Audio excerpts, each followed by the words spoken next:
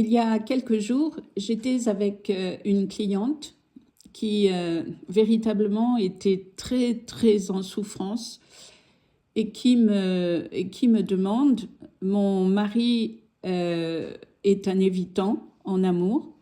Cela fait plus de 10 ans que nous sommes ensemble et aujourd'hui je suis arrivée à la limite de ce que je peux supporter en termes de retrait de sa part, de distance qu'il met en place.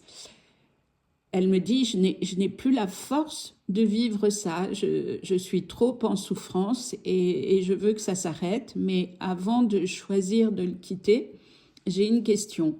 Est-ce qu'un évitant en amour peut guérir?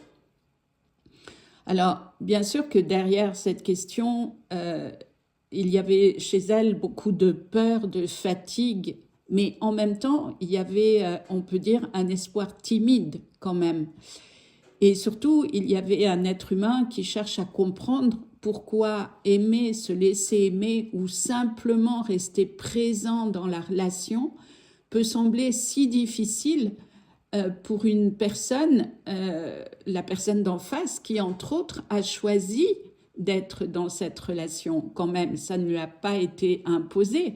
Ma cliente a 55 ans, je crois, et son compagnon n'a pas été forcé. Donc, elle se posait vraiment beaucoup de questions et elle se demandait si le comportement de son compagnon était une fatalité. Et je lui ai expliqué que dans un certain sens, c'est une fatalité, mais dans l'autre pas, parce qu'il aurait pu faire le choix de se prendre en main, de s'occuper de son cœur, de sa souffrance d'enfant, et ça n'a pas, enfin jusqu'à aujourd'hui, ça n'a pas été son choix.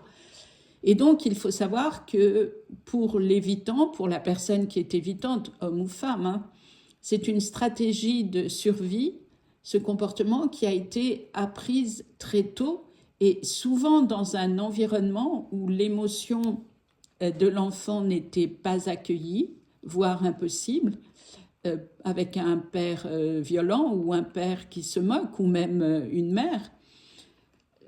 Et aussi, la vulnérabilité n'était pas sécurisée de fait, puisque l'enfant ne peut pas oser être et montrer ce qu'il ressent.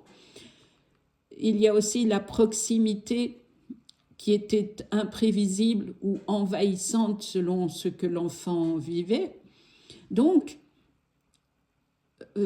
avec tous ces paramètres, l'enfant a dû devenir autonome trop tôt.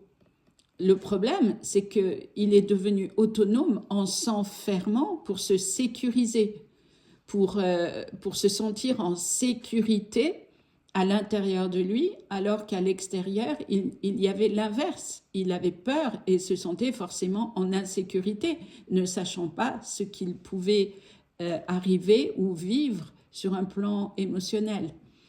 Donc, le comportement, l'évitement, est une armure. C'est une armure qui a protégé l'enfant, une armure qui lui a permis de tenir dans le temps. Le problème, c'est qu'en grandissant, c'est une armure qui a fini par causer beaucoup de souffrance et d'enfermement.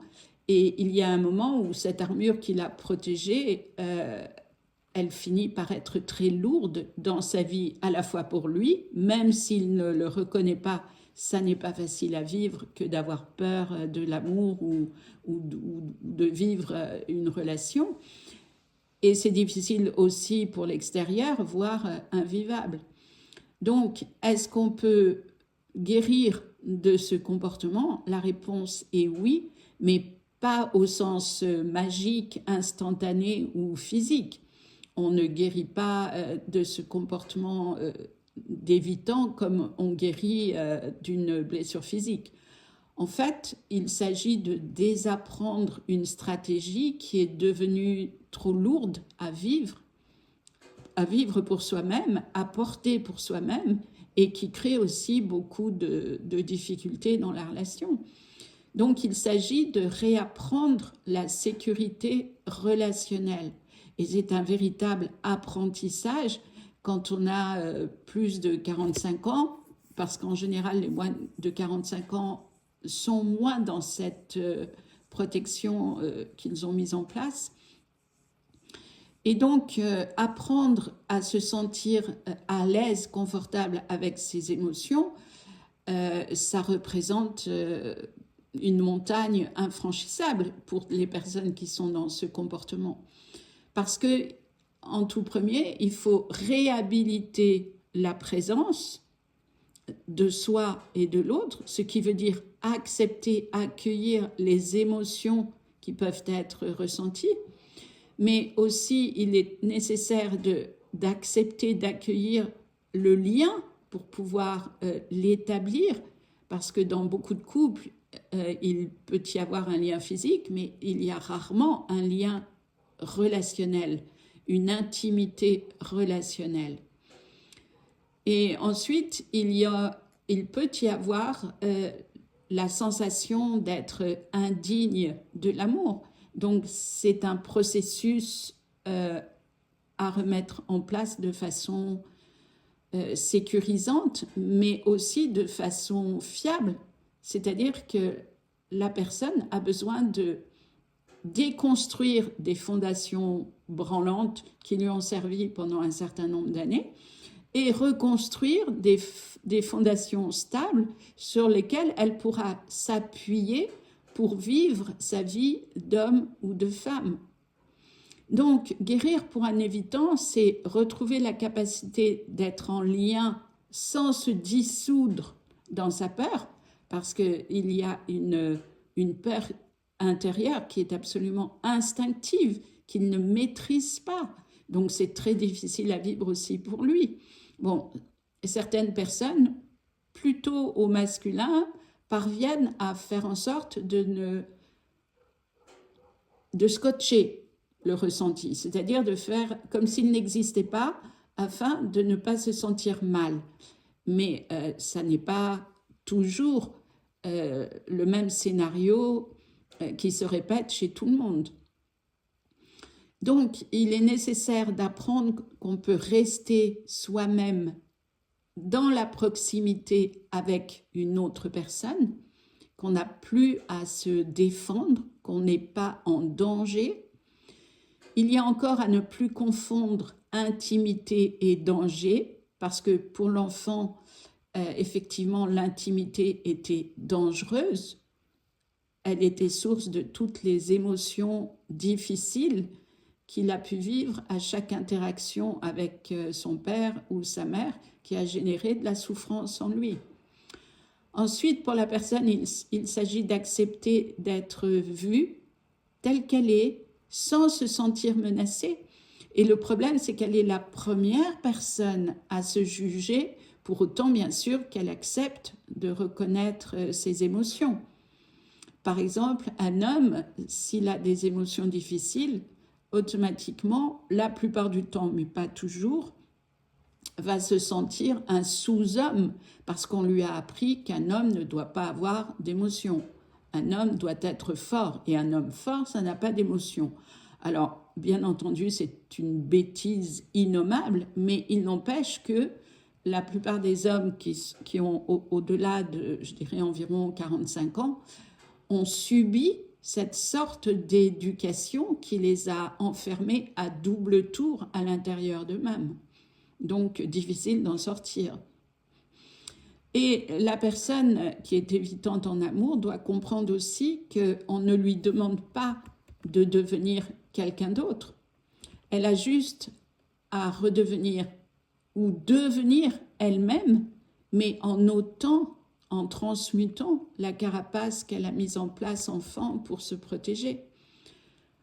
Et comment ce processus peut-il se mettre en mouvement ? Eh bien, il n'y a pas une seule voie, il y a plusieurs portes d'entrée selon l'individu qui souhaite sortir de cet handicap intérieur.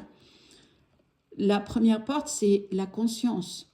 C'est poser la conscience sans aucun jugement sur ce que l'on ressent. c'est reconnaître ensuite les mécanismes intérieurs qui font que la personne va ressentir un état d'angoisse qu'elle va manifester par le retrait, la minimisation de ce qu'elle ressent, une fuite émotionnelle en considérant que carrément ça n'existe pas, ou alors elle va rationaliser et se dire qu'elle n'y est pour rien, en fait c'est l'autre qui est responsable. Donc mettre en place une relation sécurisée est vraiment la première chose, le premier état à poser, à organiser.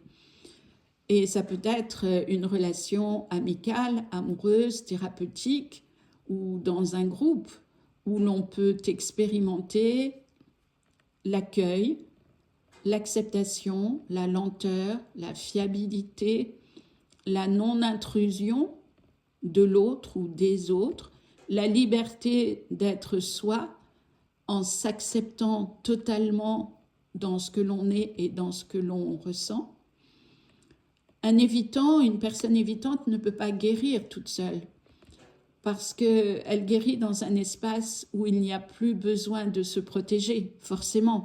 Et comme elle se protège essentiellement des personnes autour d'elle, elle a forcément besoin de personnes autour d'elle pour apprendre qu'elle n'est plus en danger et qu'elle existe dans sa totalité, pour autant qu'elle veuille bien accueillir et accepter la totalité de qui elle est et de toutes ces parties d'elle-même qui peuvent être fort différentes et certaines en grande souffrance due à l'enfance. Voilà, si cette réintégration émotionnelle peut être acceptée, accueillie, c'est-à-dire apprendre à sentir sans se sentir submergé, apprendre à nommer ce que la personne ressent sans avoir l'impression qu'elle se trahit elle-même, apprendre à rester présent même quand l'autre s'approche. À ce moment-là, à la suite de ça, quand tout cela est acquis, il y a une permission intérieure qui peut se mettre en place et la personne se donne le droit à elle-même de ne pas savoir, d'être maladroite, d'avoir peur, d'avancer à son rythme qui est forcément parfait pour elle, et même si pour d'autres personnes c'est difficile. Et ce qui change quand un évitant se transforme, c'est que forcément la personne commence à s'ouvrir au monde beaucoup plus qu'avant parce qu'elle ne cloisonne plus. Il n'y a plus pour elle les situations qui sont possibles, acceptables, et les autres situations qui sont inenvisageables pour elle. C'est terminé. Là où il y avait contraction, il y a désormais une respiration, il y a de l'amplitude. Et là où il y avait la fuite, il y a une présence qui reste. Et là où il y avait la distance, il y a le choix de rester en osant ressentir ce qu'elle ressent. Et c'est un pas immense. L'évitant n'a pas et ne doit pas devenir fusionnel pour autant, parce que souvent l'évitant pense que s'il sort de sa prison intérieure, il risque de devenir fusionnel et souffrir encore plus. Pas du tout. C'est important que la personne évitante comprenne qu'à ce moment-là, elle sera libre, libérée de ses croyances et de ses traumas d'enfant qui l'ont amenée à mettre en place ce comportement. Elle sera libre d'aimer sans se perdre, parce que quand on acquiert l'équilibre dans une relation amoureuse, on ne se perd pas. Elle sera libre de rester sans se sentir piégée pour faire plaisir à l'autre, par exemple.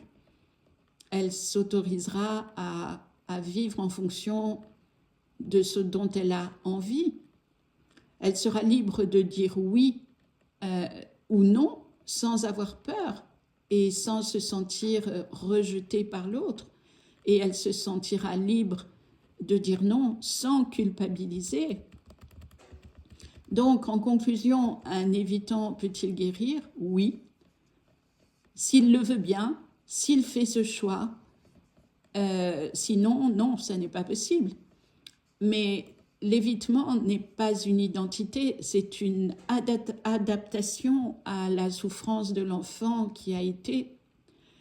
Et toute adaptation peut évoluer lorsque la personne en fait le choix, parce qu'alors elle va vivre des situations différentes qui vont pouvoir l'encourager dans ce mouvement intérieur. Et guérir, c'est retrouver la capacité d'être en lien avec le monde, une relation amoureuse, sans renoncer à soi. C'est un chemin de dignité envers soi-même, de lenteur, de réconciliation intérieure.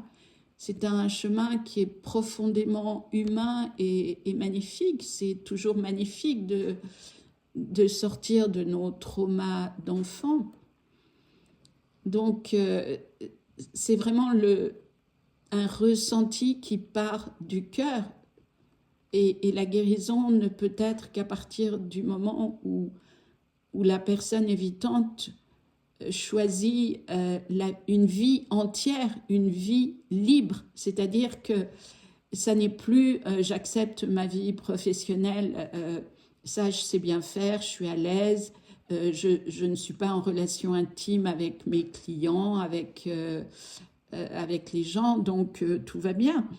À ce moment-là, ça devient une personne qui devient entière et qui peut réussir à la fois dans sa vie professionnelle et tout autant dans sa vie amoureuse, parce qu'elle aura récupéré ces parties d'elle en souffrance qui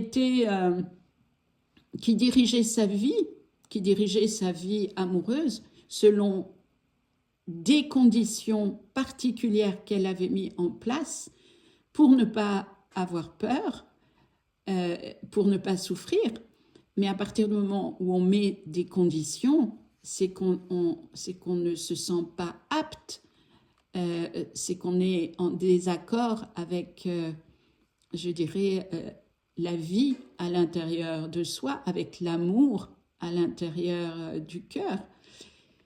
Et une éducation restrictive qui a induit beaucoup de souffrance, a beaucoup malmené ces êtres qui ont choisi ce type de comportement pour se protéger. Mais à partir d'un choix différent, la relation intime avec soi-même et avec l'autre devient possible. Voilà, merci de liker si vous avez été intéressé par ce message et à bientôt avec plaisir.